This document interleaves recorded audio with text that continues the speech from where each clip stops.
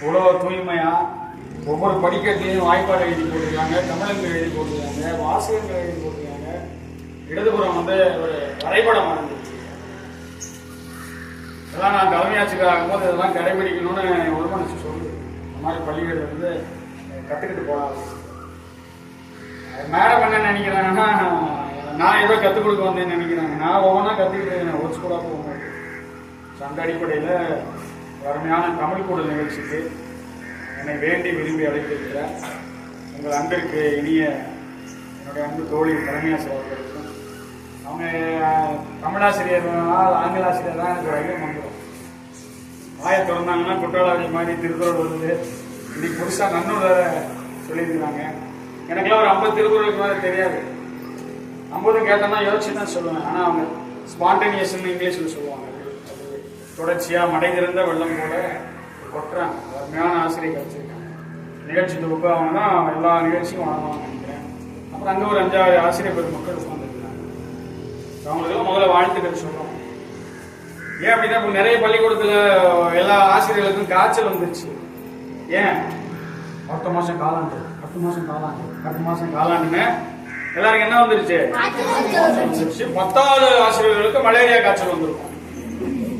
ஏன் ரிசல்ட் கேட்பாங்க, ரிசல்ட் கேட்பாங்க, ரிசல்ட் கேட்பாங்க. சாதாரண விஷயம் அது. சாதாரண 35 சாதாரண விஷயம். நம்ம 100 எய்ம் பண்ணவே மாட்டோம். நாங்களும் சரிடா, நீங்களும் சரிடா, சுருங்கி சுருங்கி சுருங்கி வந்துட்டோம்.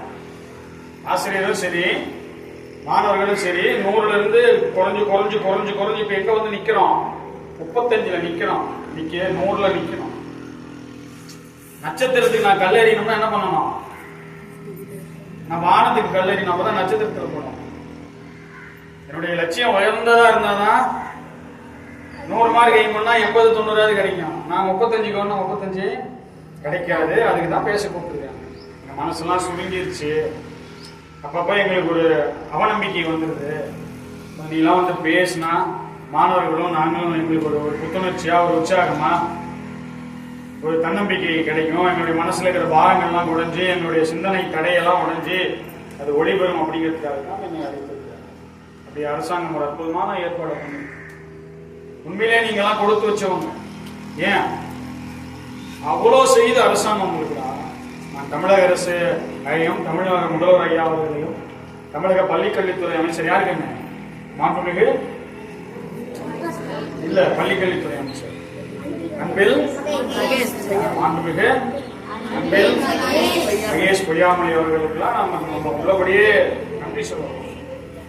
நான் 1996ல 9வது 10வது படித்தேன். 96ல 10வது படித்தேன். நானும் இல்லை உங்க ஆசிரியர்கள்லாம் படிக்கும் போது அந்த பள்ளிக்கூடத்துல கட்டட ஃபீஸ்னு ஒன்று இருக்கும். எனக்கெல்லாம் 11 ரூபா கட்டட ஃபீஸ். ஃபீஸ் கட்ட முடியலன்னு வெளியே நிற்போனாங்க. 11 ரூபா கட்ட முடியாதுனால எங்க அம்மா தர மாட்டாங்க, அப்பா தர மாட்டாங்க. சம்பளம் வாங்கி தரேன்டான் பாரு எங்க அப்பா. நான் 9வது படிக்கும் கட்டட ஃபீஸ் கட்ட முடியாது. சார் வெளியே நிப்பாட்டிடுவார். ஒரு வாரம் வெளியே நின்று பாடத்தை கவனிப்போம். இன்னைக்கு உங்களுக்கு புத்தகத்தை இலவசமா கொடுக்குறாங்கல்ல, பள்ளிக்கூடம் திறந்த அன்னைக்கே புத்தகம் கொடுக்குறாங்க தமிழ்நாடு அரசு. எவ்வளவு அழகா, எவ்வளவு நேர்த்தியா, எவ்வளவு அழகழகான வண்ண படங்களோட இருக்கிற ஒரு ஒரு ஹைடெக் புத்தகம் உங்க கையில இருக்கிற ஒவ்வொரு புத்தகம். ஒரு புத்தகம் 200 ரூபா 250 ரூபா வருங்க. அப்படி 5 புத்தகம் கொடுக்குறீங்க. நாங்க புத்தகம் காசு போட்டு வாங்கி கொடுக்குறோம். நானும் உங்க தலைமை ஆசிரியர், உங்க டீச்சர்ஸ் தான். 9வது நான் பழையான முழுவான பரிசு எழுதிட்டானா அவன் வீட்டு வாசல்ல போய் நிற்போம். டே புக்கு குறான், பழைய புக்கு குறான்னு கெஞ்சுவோம். காசு வாங்கிட்டு கொடுப்பான், பாதி காசு வாங்கிட்டு கொடுப்பான். அதுக்கு காசு இருக்காது. போய் அவன் வீட்டு வாசல்ல டெய்லி நின்றுட்டு வருவோம். அப்புறம் பாவம் கொடுத்துரு அப்படின்னு அவங்க அம்மா சொன்னதுக்கு அப்புறம் அந்த புத்தகங்களை கொடுப்பான். சைக்கிள் கிடையாது எங்களுக்குலாம். இந்த மாதிரி பேண்ட் ஷர்ட் கிடையாது. 9வது 10வது தான் பேண்ட் ஷர்ட். 6வது ட்ரௌசர் போட்டுக்கிட்டு போவோம். செருப்பு இருக்காது. நீங்க பேக் மாட்டிட்டு வரீங்களா சூப்பரா, அந்த மாதிரி பேக்னால கூட பைய, மஞ்ச பைய, சாக்கு பைய, இப்படி ஒரு காலம் இருந்திருக்கு. நம்ப முடியுதா? இதெல்லாம் இருந்தோம். ஆனா உங்களுக்கு அப்படி இல்லை. பள்ளிக்கூடம் திறந்தன்னைக்கு 14 வகையான இலவச உபகரணங்களை அரசாங்கம் கையில் கொடுத்துருக்கு. தமிழ்நாட்டில் பிறந்த அரசு பள்ளியில படிக்கிற என் குழந்தை படிப்புல பின்தங்கிடக்கூடாது.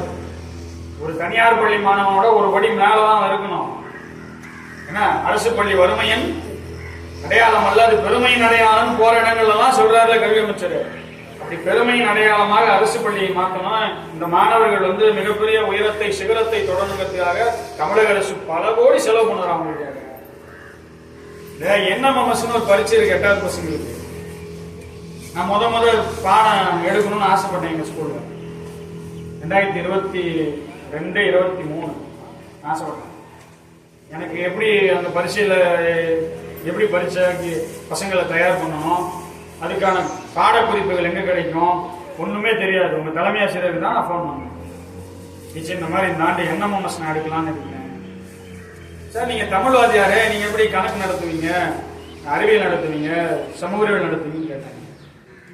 பார்த்துக்கலாம் டீச்சர் அப்படின்னு நான் சமூக அறிவியலும் மேத்து என்று சொல்லப்படுகிற மனத்திறன் தேர்வுக்கும் நான் தயாரானேன். டீச்சர்கிட்ட நோட்ஸுக்கெல்லாம் கேட்டேன், ஒரு லிங்க் அனுப்பிச்சு விட்டாங்க. ஆர்டர் போட்டு நான் வாங்கினேன். இந்த வருஷம் 22-23 10 பேருக்கு சொல்லிக் கொடுத்தோம், மெதுவா சொல்லிக் கொடுத்தோம். அந்த ஆண்டு 2 பேர் பாஸ் பண்ணான். ஃபர்ஸ்ட் செட்டு ஜீவகணின்னு ஒரு அண்ணாவும் பிரித்தீஷ்னு ஒரு அண்ணாவும். மாசம் எவ்வளவு தருவாங்க? மாசம் 1000 ரூபாய் கொடுப்பாங்க. 9வது இருந்து மாசம் 1000 ரூபாய். 12வது வரைக்கும் 4 × 12 48 இருந்தாங்க. வாய்ப்பு 48,000 ரூபாய் கொடுப்பாங்க. அப்புறம் 9வது பையனுக்கு ட்ரஸ்ட்னு ஒரு எக்ஸாம் இருக்கு. ஊரக திறனறி தேர்வு நீங்களாம் எழுதலாம். ஏன்னா நீங்க கிராமத்தில் இருக்கீங்க, டவுன்ல இருக்கிற பசங்க எழுத முடியாது. அந்த தேர்வு 9வதுல வரும். அது பாஸ் பண்ணா 4000 ரூபாய் கொடுப்பாங்க.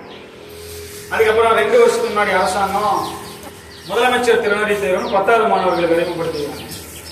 10வது இப்போ படிக்கிற குழந்தைங்க மேத்தமெட்டிக்ஸ், சயின்ஸ், சோசியல் எழுதலாம். இது பாஸ் பண்ணாங்கன்னா 10,000 ரூபாய், 11th 10,000 ரூபாய், 12th 10,000 ரூபாய், காலேஜ் 3 வருஷம் 10,000 ரூபாய், 50,000 ரூபாய் கொடுக்கும். 11வது வரும்போது தமிழ் திறனறி தேர்வுன்னு ஒரு தேர்வு இருக்கு. அது பாஸ் பண்ணா மாசம் 1,500 ரூபாய், 2 வருஷத்துக்கு 36,000 ரூபாய் கொடுப்பாங்க.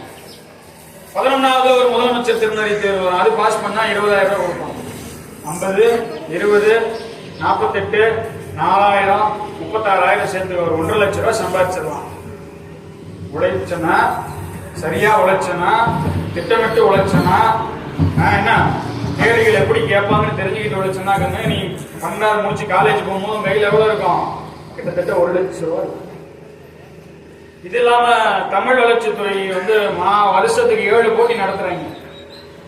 அதுல 5 போட்டிக்கு பார்த்தோம்னா பரிசு 17,000 ரூபாய் கொடுக்குறாங்க. 2 போட்டிக்கு பரிசு 60,000 ரூபாய் கொடுக்குறாங்க. தமிழ்நாடு நாள் விழாவுக்கு 60,000 ரூபாய் பரிசு, முதல் பரிசு. மாநில அளவில், மாவட்ட அளவில் ஒரு போட்டி வைப்பாங்க. தலைப்பு ஒரு 5 தலைப்பு 6 தலைப்பு கொடுப்பாங்க. தமிழ்நாடு பற்றி படிக்கணும். உங்க வட்டார அளவில் உங்களை வந்து பிளாக் லெவலில் தேர்ந்தெடுப்பாங்க. அதுக்கப்புறம் என்ன, நாமக்கல் சவுத் ஸ்கூல்ல கூட்டி போய் கலையரங்கத்தில் வச்சு குளிச்சு போடுவாங்க சீட்டு. இந்த தலைப்பு உனக்கு பேசுனா உடனே பேசணும். ஜெயிச்சுன்னா 10,000 ரூபாய். யார் முதல் பரிசு வாங்கினாலும் அவனை மாநில அளவில் கலந்து வைப்பாங்க. அதுக்கு தலைப்பு.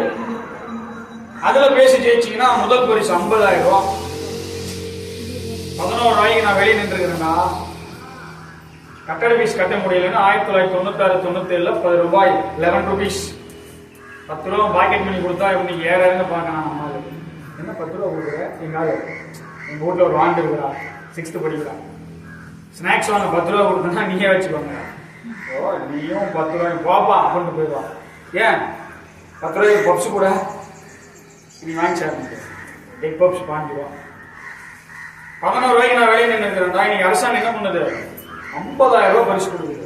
மாவட்ட அளவில் அவன் ஜெயிச்சானா 60,000 ரூபாய் பரிசு. இதெல்லாம் நீங்க முதல்ல தெரிஞ்சுக்கணும். ஏன் தெரிஞ்சுக்கணும்னா தான் உங்களை தயார் பண்ணிக்க முடியும். ஏன் உங்களை தயார் பண்ணிக்கணும்? ஏன்னா இது போட்டி சவால்கள் நிறைந்த உலகம். உலகம் எல்லாருக்கும் திறமை இருக்கா? எல்லாருக்கும் ஏகப்பட்ட திறமை. அப்படி எங்க பள்ளி மாணவர்களை நான் தயார் பண்ணுவேன். 6வது ஒரு 2 பேர் இருக்கிறான், 7வது 2 பேர் இருக்கிறான், 8வது ஒரு 3 பேர் இருக்கிறான், 9வது 2 பேர் இருக்கிறான், 10, 11, 12 அசகாய சூரம் 3 பேர் இருக்கிறான். இவர் 5 பக்கம் கொடுத்தனா ஒரு 1/2 மணி நேரத்தில் படிச்சான். அவன் பேர் விஜய், லோ விஜய்னு பேர். இந்த ஆண்டு 500 மார்க் திட்டமிட்டு இருக்கிறான். 500க்கு 500 10வது வாங்கணும். 10வது இந்த வருஷம் கலெக்டருக்கு ஒரே ஒரு லெட்டர் எழுதணும். கலெக்டர் எங்க ஸ்கூலுக்கு வந்துடுறாங்க. ஒரே நாள் எங்க ஸ்கூல் தமிழ்நாடு பூரா தெரிஞ்சிச்சு. யார் இந்த லோ விஜய், யார் இந்த லோ விஜய், யார் இந்த லோ விஜய். அவங்ககிட்ட ஒரு 5 பக்கம் எழுதி கொடுத்தீங்கன்னா அரை மணி நேரத்தில் மனப்பாடம் பண்ணிக்கலாம். அவன் மூளையும் 450 கிராம் தான், என் மூளையும் 450 கிராம் தான், உங்க மூளையும் ஏன் அவன் மட்டும் படிக்கிறான்? ஆசை வேற ஒண்ணு. முடியும்னு நினைக்கிறான், முடியும்னு நினைக்கிறான். ஜீவகணின்னு ஒரு அண்ணா இருக்கான், இப்போ 11வது. இது வரைக்கும் ஒரு 40 பேச்சு போட்டியில் ஜெயிச்சிருக்கான். அவன் பேங்க் அக்கௌண்ட்ல 1.25 லட்சம் ரூபா வச்சிருக்கான். அவன் சம்பாரிச்ச காசு 1.25 லட்சம். இப்போ மாநில அளவில் தமிழ்நாடு விழாவில் அவன் தான் ஸ்டேட் ஃபர்ஸ்ட், 50,000 ரூபா பிரைஸ். மதுரையில் உலக தமிழ் சங்கத்தில் பேச்சு போட்டுருக்காங்க. தலைப்பாங்க தான் கொடுப்பாங்க, தலைப்பே சொல்ல மாட்டாங்க. தலைப்பு எங்க கொடுப்பாங்க? 3 நிமிஷத்துக்கு முன்னாடி கொடுப்பாங்க. இப்போ நான் பேசுறேன்னா அவனை கூப்பிடுவாங்க, இந்தா சீட்டில் ஒன்று எடுப்பாங்க. எடுத்து தலைப்பை பார்த்துருவான். எனக்கு பேச 3 நிமிஷம் டைம். நான் பேசி முடிச்சதுக்கப்புறம் அவன் வந்து பேசுவான். அந்த அண்ணாக்கு நான் ஒரு 60 பக்கம் தயார் பண்ணி கொடுத்தேன்.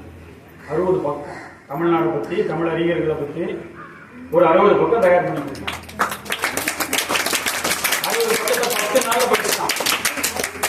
படிச்சு அதை பேசி ஜூஸ் எடுத்து நான் எந்த தலைப்பு சொன்னாலும் பேசுவான். தமிழை பற்றி பேசுறான்னா உடனே ஆரம்பிப்பான். பொறுப்பிடை பிறந்து தன் புகழிலே பிறந்து சங்க திருப்பிழையிலிருந்து வைகை ஏட்டிலே தவழ்ந்து நெருப்பிலே நின்று கற்று நினைவிலே நடந்தோன மறுப்பிலே நின்ற பாவை மருந்திலே வளர்கின்றார். காதொடியும் குண்டலமும் கைக்கு வளை யாபடியும் கருணை மார்பின் மீதொரு சிந்தாமணியும் மெல்லிடைய மேகலையும் சிலம்பார் இன்ப போதொரு திருவடியும் பொன்முடி சூடாமணியும் பொழிய சூடி நீதியொரு செங்கோலாய் திருக்குறளை தமிழ் நீடு வாழ்கின்றான். ஓங்களிடை வந்து உயர்ந்தோர் தொடர்பிடங்கி எங்கொழியின் ஞான திருளகற்றும் ஆங்கவற்றும் முன்னே தனியாரிருந்து இருந்து ஏனையது தனியார் யாரதனை பாலும் கடிதையினும் பாகும் பொறுப்பை செந்தமிழே செங்கடே சிந்தமிழ சீர்காக்கும் நந்தா விளக்கணிய நாயகியே முந்தை முடிக்கெல்லாம் முத்தவளே முதைய திறந்து எழுமகளே என்ன உயிரே எண்ணிய முடிதல் வேண்டும் நல்லவை எண்ணல் வேண்டும் திண்ணிய நெஞ்சம் வேண்டும். அப்படி போயிட்டே இருக்கும். 10 நிமிஷம் அடிச்சு காலி பண்ணிடுவான். போனா ஒரு தலைப்பு கொடுத்தாங்க, பேசினா 50,000 ரூபா அமைச்சர்கிட்ட வாங்கிட்டு வந்துடலாம். அமைச்சர் இருக்கிற சாமிநாதன் தமிழகத்துறை அமைச்சர் போய் 50,000 ரூபா செக் வாங்கி பண்ணிட்டான். 1.25 லட்சம் ரூபா இருக்கு. அடுத்தது ஆரம்பிச்சிட்டான். வர 10ஆம் தேதி அக்டோபர் 11ஆம் தேதி தமிழ் திறனறி தேர்வு. 10வது தமிழ் பாடப்புத்தகத்திலிருந்து கேள்வி கேட்பாங்க. உங்க அண்ணன் காலம் 10வது படிக்கிறாங்களோ அவங்க 10வது தமிழை கரைச்சி குடிச்சாங்கன்னா 36,000 ரூபா வாங்கிடலாம் அடுத்த வருஷம். அதுக்கு தயாராகிட்டு இருக்குன்னா வந்துடும். அவன் NMMSல பாஸு, ட்ரஸ்ட்ல பாஸு, பேச்சு போட்டி 5,000 10,000 5,000 10,000 மாசம் ஒரு பேச்சு போட்டிக்கு வாங்கிட்டு வருவான். 8வதுலேருந்து என் கூட பயணம். இதை நான் ஏன் அவங்களுக்கு சொல்றேன்னா, அவங்க அத்தனை பேருக்கும் எவ்வளவு திறமை இருக்கு, அதுக்கான முயற்சியை எடுக்க முடியும். ஒரே எழுத்தாளர் வீட்டுக்குள்ள டிவி பார்த்துக்கிட்டு இருக்காரு. கதவு தட்டுற சத்தம் கேட்குது, காலிங் பெல் அடிக்கிறாங்க. எழுத்தாளர் வந்து கதவை திறக்கிறாரு. யாரு அப்படிங்கிறாரு. யோ கீழே பாரியா அப்படிங்கிறது குரல். கீழே பார்த்தா ஒரு முயல். கீழே பார்த்தா அப்படியா தெரிஞ்சுங்களா? சூப்பர். கீழே பார்த்தா முயல் என்ன அப்படிங்கிறாரு. நீதான் அந்த ரைட்டரா? நான் ரைட்டரு அப்படிங்கிறாரு. அந்த 100 வருஷத்துக்கு முன்னாடி ஒரு கதை எழுதணும்ல, அது நீதானா? என்ன கதை? நான் நிறைய கதை எழுதிக்கிறேன். இல்ல, இந்த ஆமா முயலை பத்தி ஒரு கதை எழுதுனீங்க, நீதானே? ஆமா நான் தான். என்ன பாராட்ட வந்தியா? பரிசு கொடுக்க வந்தியா? கூட அப்படிங்கிறாரு. உன்னை திட்டிட்டு போலான்னு அவனுக்கு அறிவு இருக்கா அப்படிங்கிறது எது? முயலை. யாரை பார்த்து? யாரை பார்த்து? எழுத்தாளர் பார்த்து. என்ன தப்பா எழுதிட்டேன் அப்படிங்கிறாரு. இல்ல, அந்த கதை அவனுக்கு தெரியும்ல. ஒரு முயலுக்கு ஆமைக்கும் ஓட்ட பந்தயம், அவன் தானே? ஒரு முயலுக்கு ஆமைக்கும் ஓட்ட பந்தயம். முயல் வேகமா ஓடுமா, ஆமை வேகமா ஓடுமா? முயல் தானே வேகமா ஓடும். அப்ப முயலுக்கு தானே போட்டி வச்சிருக்கணும். முயலுக்கும் ஆமையும் போட்டி வச்சிட்டோமா, ஒரு நாள் ஆமையால என்ன பண்ண முடியாது, முயல ஜெயிக்கவே முடியாது. ஏன்? இயல்பிலே முயல் வேகமாக ஓடுகிற ஒரு விலங்கு, இயல்பிலே ஆமை மிகவும் மெதுவா ஓடுகிற ஒரு விலங்கு. ஏன் அந்த கதையை நீ எழுதலாமா? என்ன தப்பு கண்டுபிடிச்சிட்ட? இல்ல, முயல் தோத்துருச்சுன்னு எழுதிட்ட. முயல் வேகமா ஓடிச்சு, தூரமா ஆமாறத பாத்துச்சு. கொஞ்ச நேரம் ஓய்வு எடுத்துக்கலாம்ல, ரெஸ்ட் எடுத்துக்கலாம், படுத்து தூங்குச்சு. மெதுவா மெதுவா மெதுவா ஓடி ஓடி வந்துகிட்டு இருந்த ஆமை தொடர்ச்சியா ஓடிக்கிட்டே இருந்ததுல ஓய்வு எடுக்காம. அதனால ஆமை ஜெயிச்சிருச்சு, முயல் தோத்துருச்சு. நீ கதையை உன் சௌரியத்துக்கு எழுதிட்டு போயிட்ட. எங்க போனாலும் எங்க முயலினத்தை எல்லா கோயிலும் கேவலமா பேசலாம். அதனால உன்னவன் கேள்வி கேட்டு போலான்னு வந்தேன். இந்த கதையை நீ மாத்தி எழுதணும். யாரு? அப்படிலாம் எழுத முடியாது, நீ கிளம்புங்கிறாரு. யாரு? கதையை மாத்தி எழுதுற, இல்லைன்னா போராட்டம் பண்ணுவோம், உண்ணாவிரதம் இருப்போம், தர்மா பண்ணுவோம், தேவைப்பட்டா அவனை அடிப்போம் அப்படின்னு யார் சொல்லுது? இதனடா வம்பா போச்சு. கம்மா துண்டு விலங்கு சங்கத்தை வச்சு பிரச்சனை பண்ணா என்ன ஆகுறது? என்னுடைய பேரு கீரு டேமேஜ் ஆயிடுச்சுன்னா என்ன பண்றது? எழுத்தாளர் என்ன பண்றாரு? அப்படிலாம் செய்ய முடியாது. உடனே செய்யலாம். ஆமைகிட்ட பேசு. என்ன பேசணும்? திரும்ப போட்டி நடத்துவோம். நாங்க கலந்துக்கிறோம். ஆமையை கலந்துக்க சொல்லு. இப்ப உண்மையாலே யார் ஜெயிக்கிறாங்களோ கதைய மாத்தி விடு. அப்பெல்லாம் ஒத்துக்க மாட்டாங்க. முதல்ல நீ கேளுறா அப்படிங்கிறது யாரு? இப்போ எழுத்தாளர் போன் எடுத்து ஆமையினுடைய தலைவனுக்கு போன் பண்றாரு. இந்த மாதிரி ஒரு முயல் வந்திருக்குன்னு நடந்ததெல்லாம் சொல்றாரு. அப்படியா? திரும்ப போட்டி வைக்கணுமா அப்படின்னு யாரு கேட்கிற? ஆமையினுடைய ஆமா. சரி இருங்க, என்னுடைய அமைச்சரை கேட்டு சொல்றேன். அமைச்சர் தான் புத்திசாலியா இருப்பான். அமைச்சர்கிட்ட கேட்டா அமைச்சர் சொல்றாரு, இது சிக்கலான விஷயமாச்சே, இல்ல எழுத்தாளர் போட்டி நடத்தணுங்கிறாரு. சரி அப்ப பண்ணுவோம். இப்படி பண்ணுவோம். எப்படி பண்ணுவோம்? போட்டியை 2 இடத்துல வச்சுக்கலாம். போட்டிய கரையிலையும் வச்சுக்கலாம், போட்டியை தண்ணியிலையும் வச்சுக்கலாம். யாரு சொல்றா? அவன் அறிவாளியான அமைச்சர் அவன் சொல்லுது. உடனே தலைவர் அவன் சொல்லுது, எப்பா போட்டியே வேண்டாம்னு நாங்க நினைக்கிறோம். ஆனா நீ கெஞ்சுற, ரொம்ப ரெக்வஸ்ட் பண்ணி கேட்கிற, போனா போதும் உனக்காக நாங்க ஒத்துக்கிறோம், சரின்னு சொல்றோம். போட்டிய முதல்ல நிலத்துல நடத்துறோம், கிரவுண்ட்ல. அப்புறம் போட்டி எங்க நடத்துறோம்? தண்ணியில நடத்துறோம். போட்டியை முடிக்கிறோம் அப்படின்னு சொன்னோம்னா எழுத்தாளர் என்ன பண்றாரு? முயல்கிட்ட சொல்றாரு, தேதி குறிக்கிறாங்க, நேரம் குறிக்கிறாங்க, கிரவுண்ட் குறிக்கிறாங்க. அந்த நாள் வந்துருச்சு. கிரவுண்ட்ல பிடி வாத்தியார் முன்னிலையில போட்டியை ஸ்டார்ட் பண்றாங்க. ஒரு முயலும் ஒரு ஆமையும், முயலினத்துல ஒரு துடிப்பான முயலும், முயலினத்துல ஒரு துடிப்பான ஆமையும் அப்படி களத்துல வந்து நிக்குது. இந்த பக்கம் பார்த்தா ஆமையினுடைய நண்பர்கள் எல்லாம், உறவினர்கள் எல்லாம் ஆமையை உற்சாகப்படுத்துறதுக்காக நிக்கிறாங்க. இந்த பக்கம் எல்லாம் முயலுடைய நண்பர்கள் எல்லாம் உற்சாகப்படுத்த. உடனே பிடி வாத்தியார் விசில் ஓதுறாங்க. ரெடி 1 2 3 கோ அப்படிங்கிறாங்க. 4 கால் பாய்ச்சல்ல யார் ஓடுறா? முயல் ஓடுது. ஏன்னா முயல் வேகமா ஓடுற மிருகம், பயங்கர வேகமா ஓடுது. ஏன்னா 100 வருஷமா அவமானத்தை சுமந்துட்டு இருக்கிற இனம், அந்த அவமானம் இதால இன்னைக்கு மாற போகுது. ஒரு புதிய வரலாறு படிக்க போறாங்க. கதை என்ன பண்ண போறாங்க? மாத்தி எழுத போறாங்க. 4 கால் பாய்ச்சல்ல முயல் சும்மா பின்னங்கால் கூட பயங்கர வேகமா ஓடுது. முயல் அதுக்கு ஆமா அதுக்கே உடைய வேகத்துல தன்னுடைய வீட்டை தூக்கிக்கிட்டு, ஓட்டை தூக்கிக்கிட்டு மெதுவா தொங்கு தொங்கு தொங்கு தொங்கு தொங்கு தொங்கு போகுது. பயங்கர வேகமா போன முயல் திரும்பி பார்க்குது, ஆமா அங்க வருது. எங்க? முயலுக்கு ஒரு சபலம் வருது. கொஞ்ச நேரம் ரெஸ்ட் எடுத்துடலாமா? உடனே சுதாரிச்சுக்குது. ஐயோ கொன்னே போடுவானுங்க, ஏற்கனவே தோத்து அவமானப்பட்டுட்டோம், இன்னொரு தடவை அவமானப்பட முடியுமா அப்படின்ட்டு கண்ணு போடுது. கோட்டுக்கு பக்கத்துல போய் திரும்பி பாருங்க. ஆமா பாவம் மெதுவா வெயிட் பண்ணுது. ஆமா பக்கத்துல வருது. என்ன நண்பா மூச்சு வாங்குதா? உன் வீட்டை தூக்கிட்டு வர்றது கஷ்டமா இருக்கா அப்படிங்குது. ஆமாப்பா உனக்கு என்ன, நீ வேகமா போற, என்னால மெதுவா தானே வர முடியும், சுவாபமே அதுதானே, என் இயல்பு அதுதானே, என் திறமைய அதுதானே, சரி நீ போ, நீ வேணா ஜெயிச்சு அப்படின்னு ஆமை சொல்லுது. முயலுக்கு ஆமையை பார்த்தோம்னா பாவமா போயிடுச்சு. நண்பா நான் உனக்கு ஒரு உதவி செய்யணுமா? என்னது? என் மேல வேணா ஏறி உட்காந்துக்கிறியா? உன் மேலையானா? என்ன தூக்கி போயிடுவியா? தூக்கி போயிடுவேன். காலையில தான் 5 புரோட்டா சாப்பிட்டோம்னே. யாரு? சரிட்டு முயல் மேல ஏறி ஆமை உட்காந்து. ரெண்டும் டிராவல் பண்ணுது. ரெண்டுமே ஒரே நேரத்தில் என்ன பண்றாங்க? போட்ட பிடி டீச்சர் சொல்றாங்க, இந்த போட்டியில் ஆமையும் தோக்கல, ரெண்டுமே ஜெயிச்சிருச்சு. போட்டி எங்க முடிஞ்சிருச்சு? நிலத்துல முடிஞ்சிச்சு. போட்டி அடுத்து எங்க நடக்க போகுது? பெரிய ஏரியில போட்டி தொடங்குறாங்க. ஏரியினுடைய ஒரு கரையில ஆமையெல்லாம் நிக்குது, ஏரியினுடைய இன்னொரு கரையில முயலெல்லாம் நிக்குது. இதே மாதிரி பீட்டி வாரியை விஷயம் வருவாங்க. ரெடி 1 2 3 ஸ்டார்ட் கோ அப்படிங்கிறாங்க. இப்ப யாருடைய டைம்? ஆமையோட டைம். தண்ணியில யார் நல்லா நீந்துவா? ஆமை பயங்கரமா நீந்தும். தண்ணியில முயலால ஒரு நாள் ஆமைய ஜெயிக்கவே முடியாது. ஏன்னா ஆமையினுடைய உடல்வாக அப்படி கடவுளுடைய படைப்புல ஆமை பயங்கரமா நீந்துது. முயலால நீந்த முடியல. முயல் நிலத்துலதான் வேகமா ஓடும், தண்ணியில என்ன பண்ண முடியாது. மெதுவா போகுது, போயிட்டு போறான் போ. இப்ப ஆமை வேகமா நீந்திட்டு போகுதுங்க. பக்கத்துல போகும்போது வானத்துல இருந்து ஒரு குரல் கேட்குது, அசரீரி நன்றி கெட்டவனே. ஆமா சத்தம் உங்க திசையை பார்க்குது. என்னது அப்படிங்குது, நன்றி கெட்டவனே. என்ன சொல்ற? நன்றி இருக்கா அவனுக்கு? இந்த மனுஷ பயில தான் நன்றி கெட்டு நடந்துக்கிறாங்க.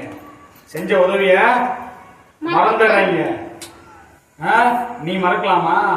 அப்ப நீ வானத்துல இருந்து பார்க்குது. திருவள்ளுவர் பேசுறாரு, நம்மால் பேசுறாரு. திருக்குறள் எழுதினார்ல, திருவள்ளுவர் யாரை பார்த்து பேசுறாரு? ஆமையை பார்த்து பேசுறாரு. நன்றி கெட்டவன், என் நன்றி கொண்டாருக்கு மெய் உண்டா மெய்வில்லை செய் நன்றி ஒன்ற மகருக்குன்னு பேசுறாரு. நீ என்ன சொல்ற? ஒண்ணுமே புரியல. நிலத்துல நீ தோத்துருக்க வேண்டியது, அவன் தான் அவனோட உடம்புல தூக்கிட்டு போய் அவனுக்கு ஹெல்ப் பண்ணான். நீ அந்த நன்றியை மறந்துக்க. மனுஷங்க தான் மறந்துடுவாங்க, மிருகங்களுமா மறந்துடுவீங்க அப்படின்னு வள்ளுவர் சொல்றாரு. பாமை சுதாரிச்சு நல்ல வேலை சொல்லிட்டேன், ஏன்னா காலம் பூரா அது என் மனசை ஊத்திக்கிட்டே இருக்கும் அப்படின்ட்டு ஆமை நிக்குது முயல் பக்கத்துல. நண்பா நீந்தது கஷ்டமா இருக்கா?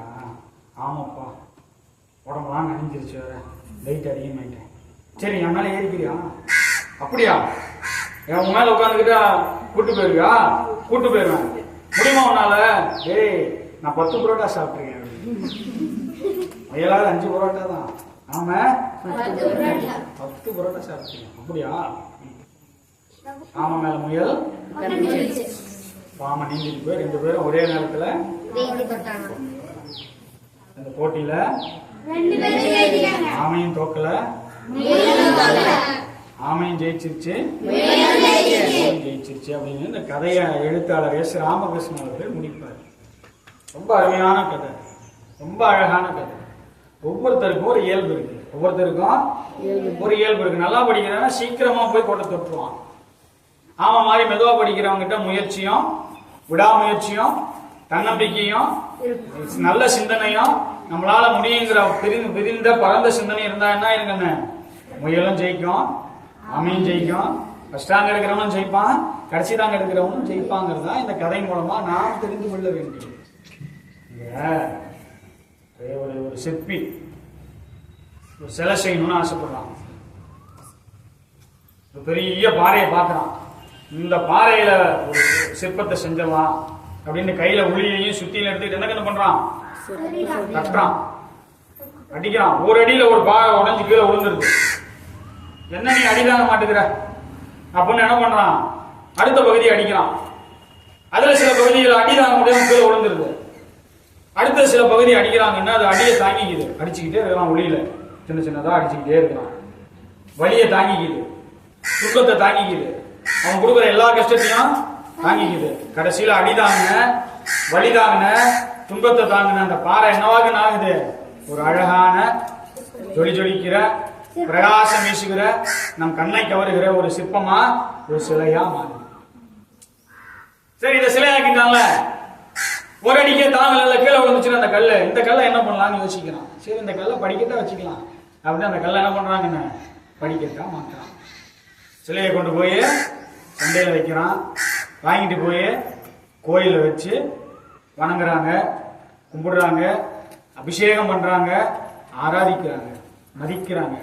இந்த கல்லு செஞ்சால படிக்கட்டு, அது மேல எல்லாரும் என்ன பண்ணாங்க? ஏறி ஏறி ஏறி ஏறி நடந்தாங்க. யாரெல்லாம் வழி தாங்குறீங்களோ, யாரெல்லாம் துன்பத்தை பொறுத்துக்கிறீங்களோ அவங்க சிலையா கோயிலுக்குள்ள இருக்கீங்க. இந்த உலகமே உங்களை கையெடுத்து கும்பிடும். கையெடுத்து கும்பிடணுமா? உங்க மேல ஏறி போகணுமா? படிக்கட்டா படிக்கட்டா மாறணுமா இல்ல சிலையா மாறணுமா? நீங்க மிதிக்கப்படணுமா இல்ல மதிக்கப்படணுமா அப்படிங்கிறத நீங்க தான் முடிவு. நீங்கள் தான் முடிவு பண்ணணும். நான் ஸ்கூலுக்கு 5:30 மணிக்கு முன்னாடி நான் ஸ்கூலை விட்டு வெளியே வர மாட்டேங்க. என் டைம் வந்து 5:30 டெய்லியும். மனசை நான் அப்படி ரெடி பண்ணிக்கிறேன். ஆரம்பத்தில் கொஞ்சம் கஷ்டமாக இருந்துச்சு. எல்லோரும் 4 மணிக்கு 4:20 பையன் எடுத்துகிட்டு போவாங்க. நம்ம மட்டும் ஏன் இருக்கிறோம் அப்படின்னு உள் மனசு வேணான்னு சொல்லுவோம். உள்ள ஒருத்தன் இருக்கணும், அவன் பேச்சை மட்டும் கேட்காதீங்க, அவங்க வளர்ச்சியை கூட கெடுத்துவான். நீங்கள் முடியும்னு சொன்னால் உள்ள ஒருத்தன் முடியாதுன்னு சொல்லுவான். இது உனக்கு தேவையாமா, உனக்கு என்ன சிலையாக வைக்கிறாங்க அப்படிமா. அவன் பேச்சை மட்டும் கேட்காதீங்க. நீங்கள் புக் எடுத்து படிக்கலாம்னு எடுத்தீங்கன்னா செல்லு இதை விட பார்த்தா ஜாலியாக இருக்குங்க அப்படின்னு உள்ளதை ஒருத்தன் சொல்லுவான். அவன் பேச்சை கேட்காதீங்க. ஏய் நீ கம்முன்னு நான் பார்த்துக்கிறேன் அப்படின்னு அவனை அடக்கிட்டு புக் செல்லை தூக்கி போட்டு புக் எடுத்து கையில் வச்சிங்கன்னா மேலே வந்துடுவேன். நான் 5:30 தான் கிளம்புவேன். NMS நடத்துகிறேன், ட்ரஸ்ட் நடத்துகிறேன். திருக்குறள் ஒரு டீச்சர் மனப்பாடம் பண்ணுற மாதிரி இப்போ ஒரு பசங்களை மனப்பாடம் பண்ண வச்சுருக்கேன். 450 குறள் வந்துட்டானுங்க. 7வது 2 குட்டி பசங்க. தமிழ் திறனறிவு நடத்துகிறேன். டெய்லியும் பேச்சு போட்டிக்கு கொஞ்சம் எழுதி கொடுத்தேன். 5 வேலை நடக்குது. 4:20 5:30 வரைக்கும். எல்லா சனிக்கிழமையும் நான் பள்ளிக்கூடம் போயிருவேன். சண்டே மட்டும்தான் எனக்கு லீவு. விநாயகர் சதுர்த்தி அன்னைக்கு பள்ளிக்கூடம் வச்சுருக்கேன். நாளைக்கும் பள்ளிக்கூடம் வைக்கிறேன். ஏன்னா என் வீடு என்ன வந்து என் ஒய்ஃப் ப்ரைவேட் ஸ்கூலில் இருக்கிறாங்க. அவங்க ஸ்கூலுக்கு போயிடுவாங்க, குழந்தைங்க ஸ்கூலுக்கு போயிடுவாங்க. நானும் அவங்களோடய கிளம்பி ஸ்கூலுக்கு போயிடுவேன். சாப்பாடு எடுத்து போயிடுவோம். சனிக்கிழமை பசங்க ஸ்கூலுக்கு வருவாங்க. 9:30 வந்தாங்கன்னா 3:30 வரைக்கும் என் கூட இருப்பாங்க. படிப்பாங்க, எழுதுவாங்க, கவிதை எழுதுவாங்க, கட்டுரை எழுதுவாங்க. அப்படி எழுதுனது தான் ஒரு லெட்டர் விஜய் கலெக்டருக்கு லெட்டர் எழுதி கலெக்டர் அம்மா படித்து பார்த்துட்டு எங்கள் ஸ்கூலுக்கு வந்தாங்க. டீச்சர்ஸ்லாம் அந்த வீடியோஸ் பார்த்துருப்பாங்க. உங்களுக்கு காட்ட சொல்கிறேன். வருவாங்க. என்ன காரணம்னா உழைக்கிறோம், கூடுதலாக நம்ம உழைக்கிறோம். இவன் 3 மணி நேரம் படித்தானா 5 மணி நேரம் படித்தானா இவன் அவராக 2 மார்க் சேர்த்து தான் வாங்குவான். அப்படி மனசை நான் தயார் பண்ணிக்கிறேன். அப்பப்போ சின்ன சின்ன சோர்வு வரும். உலகம் எல்லா நேரத்தையும் இவனை பாராட்டாது. அப்போ நம்ம என்ன பண்ணணும்? நமக்கு நம்மளே சபா சொல்லிக்கணும், நமக்கு நம்மளே தட்டி கொடுத்துக்கணும். நமக்கு நாமளே சபா சொல்லிக்கணும், நமக்கு நாமளே தட்டி கொடுக்கணும். ராஜா காலம் வருண்டா, வெயிட் பண்ணுறா, உடடா, விடாமச்சு விட்டுறாதா, தன்னம்பிக்கை விட்டுறாதா. நமக்கு நாமளே என்ன பண்ணிக்கணும்? ஒரு சபா சொல்லிக்கணும். அப்பதான் அது சாத்தியம். 10வது 500க்கு 500 அரசு பள்ளி மாணவி வாங்கியிருக்காங்க. 2 வருஷத்துக்கு முன்னாடி நம்ம மாண்புமிகு முதலமைச்சர் ஸ்டாலின் சார் அந்த குழந்தைய வர சொல்லி, தூத்துக்குடி குழந்தைய வர சொல்லி பாராட்டினார். எப்படி அந்த குழந்தைக்கு மட்டும் 500க்கு 500 சாத்தியம்னா முதல்ல எடுக்கணுங்கிற எண்ணம் வேணும். எல்லாருக்கும் என்ன வேணும்? என்னால முடியும், எனக்கு வரும் அப்படிங்கிற எண்ணம் உங்களுக்குள்ள ஆழமா இருந்துச்சுன்னா அது எப்போதுமே சாத்தியமாக இருக்கும். எப்போதுமே 13 வயசுக்கு அந்த பையனுக்கு எத்தனை வயசு? 13 வயசு அந்த பையனுக்கு. ஈரோடு மாவட்டத்தில் அரச்சலூர்னு ஒரு கிராமம், நம்ம கொல்லிமலை மாதிரி சுத்தி மலைகள் இருக்கிற ஒரு கிராமம். 13 வயசு. அவங்க அப்பா தவறிட்டாரு. அம்மா வந்து வீட்டு வேலைக்கு போறவங்க. அம்மா சொல்லுது, டேய் கண்ணு, நம்ம வீட்டுல இன்னொரு குழந்தை இருக்கு, அது ஸ்கூலுக்கு போட்டோம், நீ பள்ளிக்கூடத்தோடு நின்று போகுது. 1993-94 அந்த தம்பிக்கு 13 வயசு. நின்று போ அப்படிங்குது. என்ன வேலைமா போகிறதுன்னு கேட்கலாம். இந்த டீ கடையில வேலை இருக்குன்னு சொன்னாங்க, டீ கடை வேலைக்கு போன, டீ கடை வேலைக்கு அனுப்புறாங்க. இந்த 13 வயசு பையன், அப்பா இல்லாத குழந்தை. அம்மா வீட்டு வேலைக்கு போறாங்க. டீ கிளாஸ் கழுவ போறான். டீ கடைக்கு டீ கிளாஸ் கழுவுவான். பக்கத்துல டீ கொண்டு போய் கொடுப்பான். குடிச்சிட்டாங்கன்னா அந்த டீ கிளாஸ் வாங்கிட்டு வந்து கொடுப்பான். ஆனா அவனுக்கு ஒண்ணு தெரியும். என்ன தெரியும்னா, அவனுக்கு ஓவியம் நல்லா வரைய வரும்னு அவனுக்கு தெரியும். அருமையா ஓவியம் வரைவான். நீங்க யார் படத்தை கொடுத்தாலும் அந்த படத்தை ரொம்ப தத்ரூபமா வரைஞ்சிருவான், உயிரோட்டமா வரைவான் ஓவியம். அவனுக்கு ஓவியம் வரைய வரும்னு தெரியும். அதனால அவனுக்குள்ள ஒரு ஓவியம் அவங்கிற லட்சியம் தொடர்ந்து எரிஞ்சுக்கிட்டே இருக்கு. அந்த பல்பு, அந்த ஃபயர். 3 மாசம் டீ கடையில வேலை பார்க்கறான். 3வது மாசம் அம்மா கிட்ட வந்து சொல்றான், அம்மா சம்பளம் இங்க கம்மியா தராங்க, நான் திருப்பூர் பனியன் கம்பெனியில வேலைக்கு போலான்னு ஒரு அண்ணன் கிட்ட கேட்டு வச்சிருக்கேன், நான் திருப்பூர் போட்டுமான்னு கேட்கலாம். ஈரோடுல இருந்து திருப்பூர் பக்கம். சரி ராசா, நீ போயிட்டு வர ராசான்னு அவங்க அம்மா அனுப்புது. திருப்பூர்ல ஒரு பனியன் கம்பெனியில வேலைக்கு சேர்றான். 300 ரூபா சம்பளம் ஒரு மாசத்துக்கு. ஒரு நாளைக்கு 10 ரூபா சம்பளம். 93ல நான் சொல்றேன். காலையில 9 மணிக்கு வேலைக்கு வந்துடும். பனியன் கம்பெனியில பனியன் அயன் பண்ணணும். பனியன்ல நூல்கள் இருந்தால் அந்த நூலை வந்து கத்திரிக்கை வச்சு கட் பண்ணணும். பனியனை மடிச்சு கொடுக்கணும். பேக் பண்ணி அவங்க சொல்ற இடத்துல போய் எடுக்கணும். இதான் அவனுக்கு வேலை. 9 மணிக்கு வருவான். 3 மணி வரைக்கும் அந்த வேலையை செய்வான். யாரு? அந்த 13 வயசு குழந்தை உங்க வயசு தான் இருப்பான். சாயங்காலம் 6 மணிக்கு மேல அந்த வீட்டுக்கு முதலாளி போக சொல்லுவாரு. போகும்போது இந்த மாதிரி ஒரு அறையில கம்ப்யூட்டர் ஒன்று இருக்கும். அந்த கம்ப்யூட்டர்ல ஒருத்தர் டிசைன் பண்ணிட்டு இருப்பாரு. அதை நின்று 1 மணி நேரம் வரைக்கும் பார்ப்பான். இப்படி ஒரு 4-5 நாள் பார்த்துட்டு இருந்திருக்கலாம் கம்ப்யூட்டர் டிசைன் பண்ற அந்த ரூமை. அந்த டிசைனர் கூப்பிட்டுருக்கிறாரு அந்த பையனை. தம்பி, ஏன் டெய்லி இங்க நீங்க நிக்கிற வீட்டுக்கு போவோம்? அண்ணா, எனக்கு ஓவியம் வரைய வரும், நீங்க ரொம்ப அழகா டிசைன் பண்றீங்க, இதை எனக்கு கத்துத்தர முடியுமான்னு கேட்கலாம் 13 வயசு பையன். தம்பி, இங்கெல்லாம் கத்து கொடுத்தா முதலாளி திட்டு போடுவாரு. 3 தெரு தள்ளி ஒரு கம்ப்யூட்டர் சென்டர் இருக்கு. அங்க மல்டிமீடியான்னு ஒரு கோர்ஸ் இருக்கு. என்ன கோர்ஸ்க்குன்னு? அந்த மல்டிமீடியா கோர்ஸ் கத்துக்கிட்டா என்ன மாதிரி நீ டிராயிங் வரையலாம்னு சொல்றாரு. உடனே போறாங்கன்னு 3 தெரு தள்ளி அந்த கம்ப்யூட்டர் சென்டரை கண்டுபிடிக்கிறான். முதலாளிகிட்ட போய் பேசலாம் 13 வயசு பையன். அண்ணே, மல்டிமீடியா நான் கத்துக்கணும், அது சம்பந்தமான விஷயங்கள்லாம் சொல்லுங்க. தம்பி, 5000 ரூபாப்பா, 3 மாச கோர்ஸ், 10 மணில இருந்து 12 மணி வரைக்கும் சொல்லி கொடுப்போம். 5000 ரூபாய் அட்வான்ஸ் இருந்தா வா, இல்லைன்னா கிளம்புங்கிறாரு.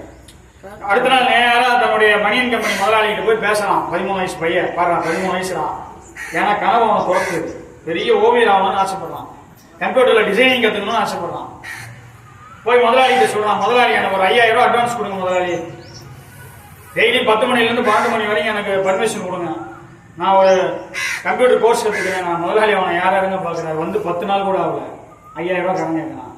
போடா, வேலையை போய் பாடுறா அப்படிங்கிறாரு. கனவு அவனை துரத்துது. தருவீங்களா இல்லையாங்கண்ணா? தம்பி, அதெல்லாம் தர முடியாது, உன்னை வேலைக்கு சேர்த்தது முதல்ல பெரிய விஷயம். ஏதோ பார்க்க ஏழை மாதிரி இருந்த, உன்னை பார்க்க கொஞ்சம் பரிதாபமா இருந்தது, அதனால உன்னை வேலைக்கு சேர்த்துக்கிட்டேங்கிறாரு. வேலையை ரிசைன் பண்ணான். டீ கடை வேலையை விட்டாச்சு. இப்ப பனியன் கம்பெனி வேலையும் இப்ப அவனுக்கு யார் 5000 ரூபாய் தருவாங்க, யாரு சாயங்காலத்துக்கு மேல வேலை தருவாங்கன்னு திருப்பூர் போறான், தெருவா சுத்துறான் 13 வயசு பையன். ஒரு பிளாஸ்டிக் கம்பெனில ஒரு ஓனர் ஒத்துக்கிறார். அவனுடைய ஆர்வத்தை பார்த்துட்டு ஒத்துக்கிறார். தம்பி, 5000 ரூபாய் பணம் கொடுத்துறேன், நீ ஒழுங்கா வேலைக்கு வரணும். வேலை என்ன அப்படின்னா, நைட்டு 9 மணிக்கு நீ வந்துடணும் எங்க கடைக்கு. ஒரு லாரி வரும், லாரியில 100 கிலோ பிளாஸ்டிக் இருக்கும். இந்த 100 கிலோ பிளாஸ்டிக் பொருளை நீ ஒருத்தனா தோல்ல வச்சு தூக்கி விடியறதுக்குள்ள இறக்கிடணும். இதுக்கு சம்மதம்னா சொல்லு, 5000 ரூபாய் பணம் தரேன், உனக்கு வேலை தரேங்கிறாரு. கனவு அவனை துரத்துது. சரின்னு ஒத்துக்கலாம். பாரா, 13 வயசுல நைட் 9 மணில இருந்து 3 மணி வரைக்கும் 100 கிலோ பிளாஸ்டிக் என்ன பண்ணணும், ஒத்தாளா லாரியில இருந்து இறக்கி குடோனுக்குள்ள வைக்கணும். எவ்வளவு மன உறுதி இருந்தால் அதை ஒத்துக்குவான், எவ்வளவு மன வலிமை இருந்தால் அதை ஒத்துக்குவான். தெய்வத்தால் ஆகாதீன்னு முயற்சி தன் மெய்வருத்த கூலிதர்னு சொல்றான். எண்ணிய எண்ணியாங்கு எய்துவ எண்ணிய திண்ணியராக பெரியன்னு சொல்றான். சொன்ன மாதிரி 5000 ரூபாய் கொடுக்குறாங்கன்னு மல்டிமீடியா போய் சேர்ந்தாச்சு. 10 மணில இருந்து 12 மணி வரைக்கும் கத்துக்கிறான். பயங்கர வெறி கொண்டு கத்துக்கிறான், பயங்கர ஆர்வம், பேய் மாதிரி கத்துக்கிறான். ஒரு 10 நாள் பாக்குறாரு மல்டிமீடியா ஓனர். அவன் கூப்பிடுறாரு, நீ யாரா, எங்க இருந்தா வந்த, இவ்வளவு ஆர்வமா கத்துக்கிறிய அப்படின்னா நடந்ததெல்லாம் சொல்றான்.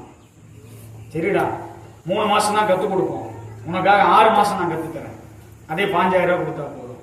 ஒரு நாளைக்கு 2 மணி நேரம் தான் கத்து கொடுப்போம், நீ கூடுதலா 1 மணி நேரம் படிச்சு போடாங்கிறாரு. அப்போ கத்துக்கலாம், 6 மாசம் கத்துக்கலாம்.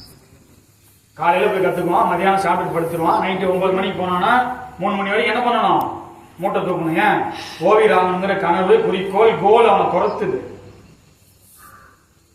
6 மாசம் மல்டிமீடியா முடிக்கலாம்.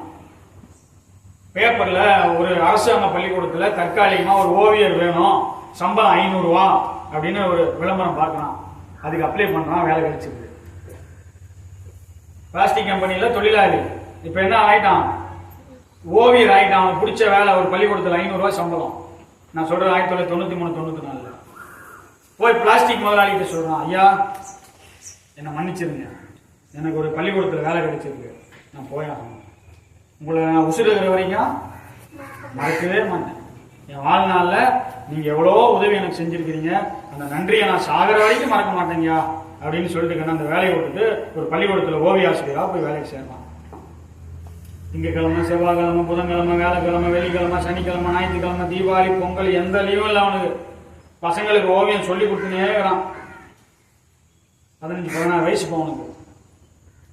அவன் சொல்லிக் கொடுக்கறத கத்துக்கிட்ட குழந்தைங்க பள்ளிக்கூடத்தில் ஜெயிக்கிறாங்க, வட்டார அளவில் ஜெயிக்கிறாங்க, மாவட்ட அளவில் ஜெயிக்கிறாங்க, ஸ்டேட் லெவலில் ஜெயிக்கிறாங்க, இன்டர்நேஷனல் லெவலில் ஜெயிக்கிறாங்க.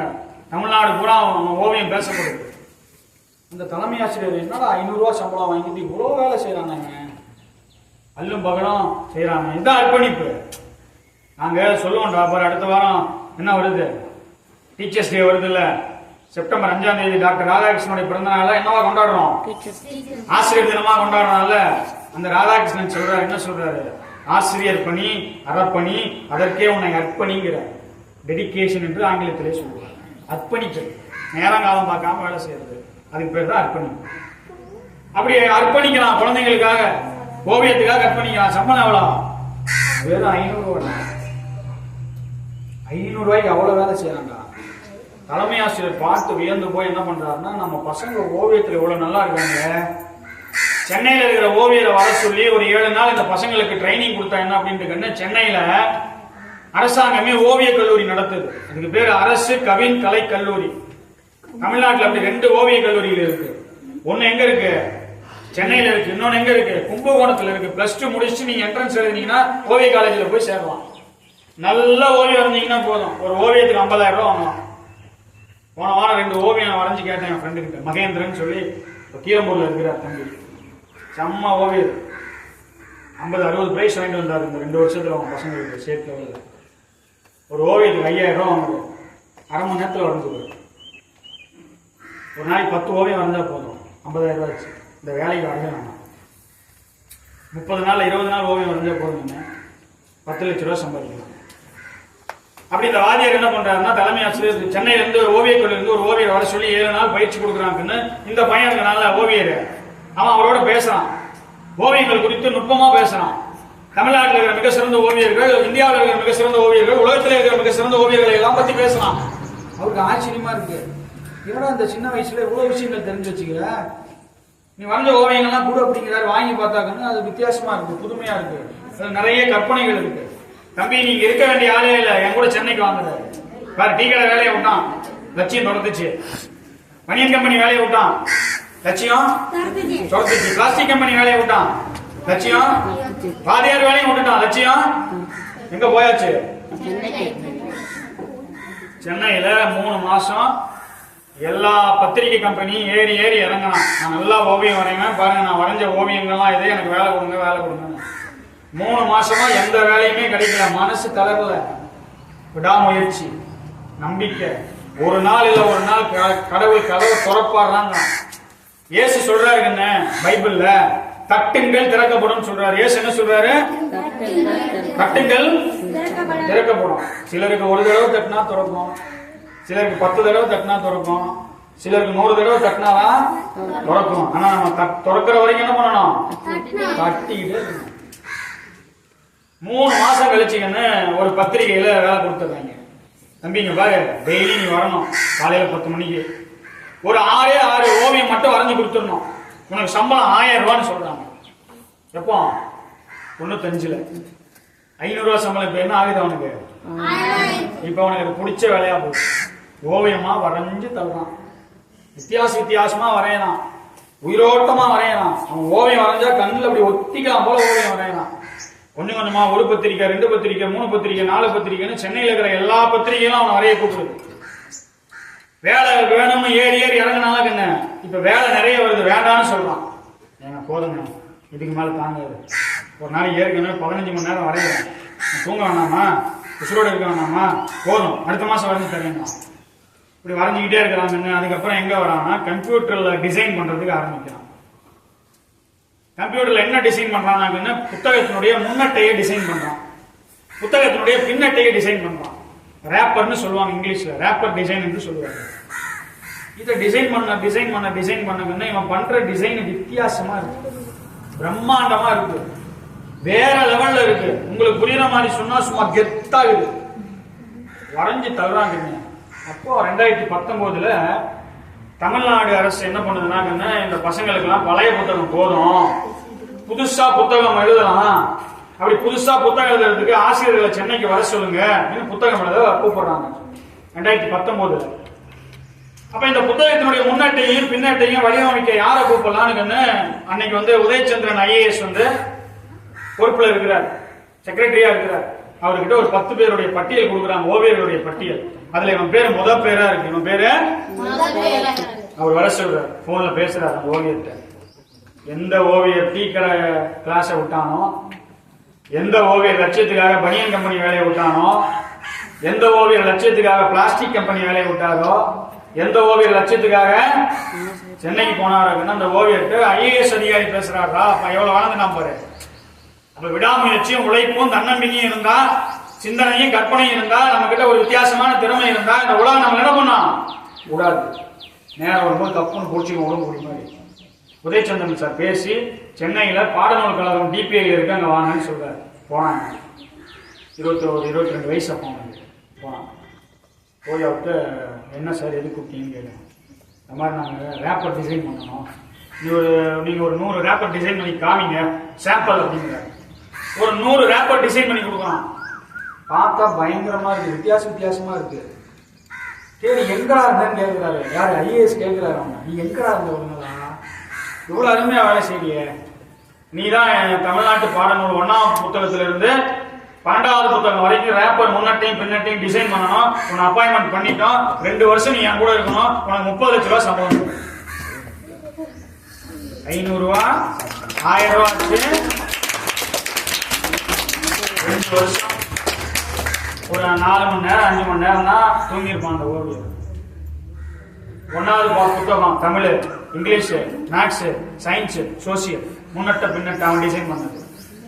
உங்க கையில இருக்குல்ல 6வது புத்தகம், 7வது புத்தகம், 8வது புத்தகம், 9வது புத்தகம், 10வது புத்தகம், எல்லா புத்தகங்களுக்கு முன்னட்டையும் பின்னட்டையும் அவர் டிசைன் பண்ணது. நான் பேசி முடிச்சதுக்கு அப்புறம் உங்க பாட புத்தகத்துக்கு பின்னாடி பக்கம் எடுத்து பாருங்க, பாடநூல் குழுன்னு ஒன்று இருக்கும்.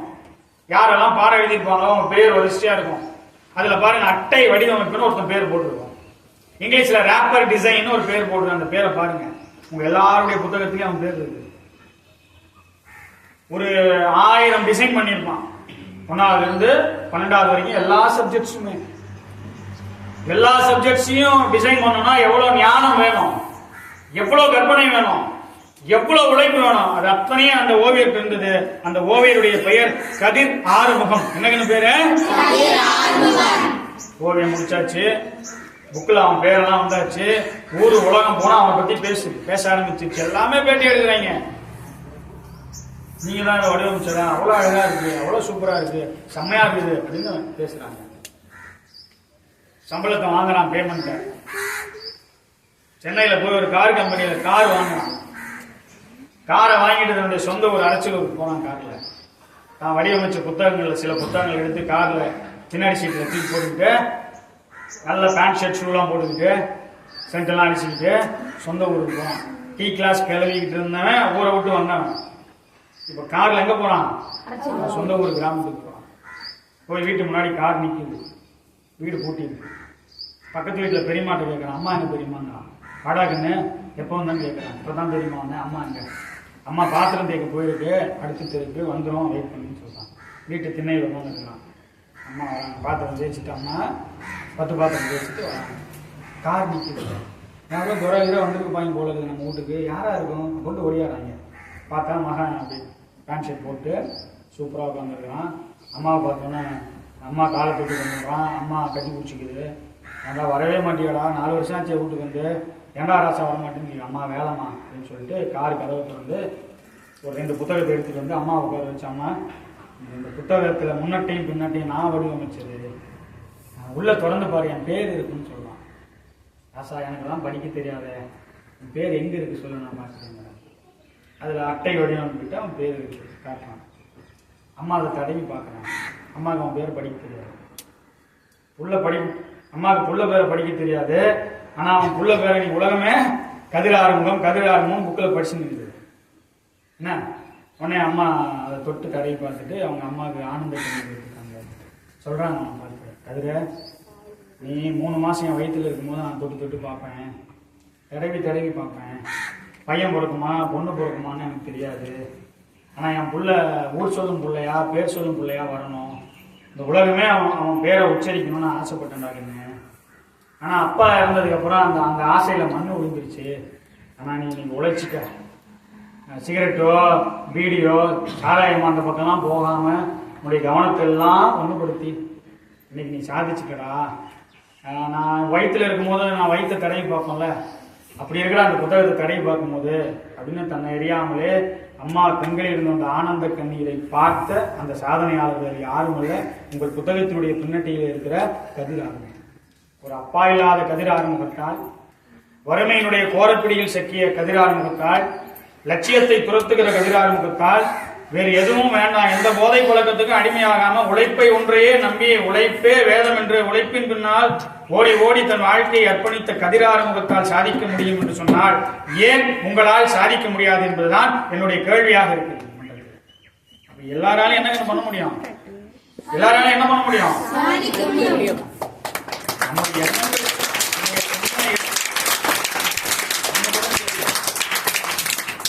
நான் ஒரு நாளைக்கு 50 பக்கம் படிக்காம தூங்க மாட்டேன். இப்ப எனக்கு அவன் என்ன புக் இருக்கு நான் கொடுக்கும் போதே எனக்குள்ள ஓடுச்சு. மேடம் எனக்கு புக் கொடுத்தாங்கல்ல, என்ன புக் கொடுத்துருக்காங்க, என்கிட்ட இருக்கிற புக் கொடுத்துருக்காங்களா, எல்லாரும் புக் கொடுத்துருக்காங்க. நான் ஒவ்வொரு ஆண்டும் புக் ஃபேர் ஈரோடு போயிடுவேன், ஈரோடும் சென்னையும் போயிடுவேன். என் ஒய்ஃபுக்கு தெரியாம சீட் போடுவேன். ஏன்னா நான் நம்ம வீட்டில் சேலை ட்ரெஸ்ஸு வாங்கினா மதிக்கிற அளவு புக் வாங்க வச்சா திட்டுவாங்க. யார் அதெல்லாம் வாங்கி வைக்கிற அப்படின்னாங்க, போட்டு அடைச்சிக்கிட்டு திட்டுவாங்க. என் ஒய்ஃபுக்கு தெரியாமல் சீட்டு போட்டு ஒரு 50,000 ரூபாய் எடுத்துன்னு போவேன். 2014 நான் சொல்றது, 14 இன்னைக்கு வரைக்கும் போயிட்டு இருக்கேன். தொடர்ந்து 11 வருஷமா சென்னை புக் ஃபேர் போயிட்டு இருக்கேன். பொங்கல் அப்போ ஒரு 2 நாள் ஸ்கூல் லீவ் போட்டுருவேன். போய் 2 நாள் 40,000 50,000 ரூபாய்க்கு புக் வாங்கிட்டு வரேன். என்னுடைய மாணவர்களை ஈரோடு கூட்டிட்டு போவோம் ஒரு வருஷமும். ஃபர்ஸ்ட் வருஷம் ஒருத்தனை கூட்டிட்டு போனேன், அன்பரசன் பேரு, மேடம் கூட தெரியும். அவன் போன வாரம் எனக்கு ஃபோன் பண்றான், அவன் 10 நாளுக்கு முன்னாடி. சார் உங்களுக்கு ஞாபகம் இருக்கா, முதல் புக் ஃபேருக்கு என்ன கூட்டிட்டு போனீங்க? நான் தொடர்ந்து போயிட்டு இருக்கேன் சார், இது என்னுடைய 7வது புக் ஃபேர்னு சொல்றான்.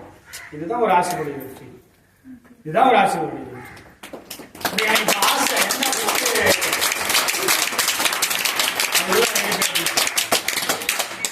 அதனால ஒரு கதிர் ஆறுமுகத்தால் முடிந்தது என்று சொன்னால் உங்களால் முடியாது. சிந்தனையை மாற்றுங்க.